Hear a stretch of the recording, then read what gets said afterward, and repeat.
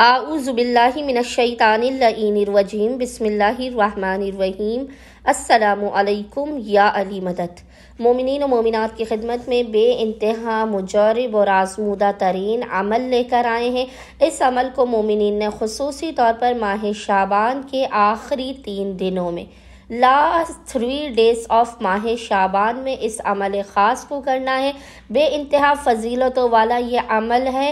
اس عمل کے کرنے سے آپ کی مشکلات بھی دور ہوں گی، حاجات قبول ہوں گی، رزق و روزی میں برکت ہوگی اور غربت و غریبی کا خاتمہ ہوگا۔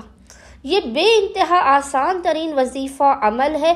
بس مومنین نے کرنا یہ ہے کہ ماہ شعبان کے آخری 3 دنوں میں، آخری 3 جو ماہ شعبان کے دن ہیں، آپ نے 27 سے لے کے 29 شعبان 27 to 29 آف شعبان 3 دنوں میں اس کام کو کرنا ہے، اور وہ عمل ہے روزہ رکھنے کا عمل۔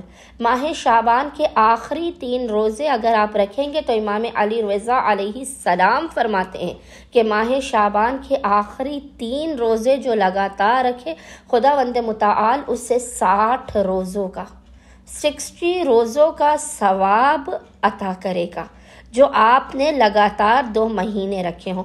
مومنین کوشش کیجئے کہ اگر کوئی شرعی عذر نہ ہو، کوئی شرعی مشکل یا پریشانی نہ ہو، تو مومنین 27، 28 اور 29 شعبان ان 3 دنوں میں لگاتار روزے رکھیں۔ آپ کو 60 روزوں کا ثواب بھی ملے گا، آپ کے رزق و روزی میں بھی برکت ہوگی، آپ کی حاجات بھی قبول ہوں گی، آپ کی مشکلات بھی دور ہوں گی، اور خداوند متعال کے خصوصی رحم و کرم اور فضل و عنایات کی آپ پر بارش بھی ہوگی، اور آپ کو 60 روزوں کا ثواب بھی ملے گا۔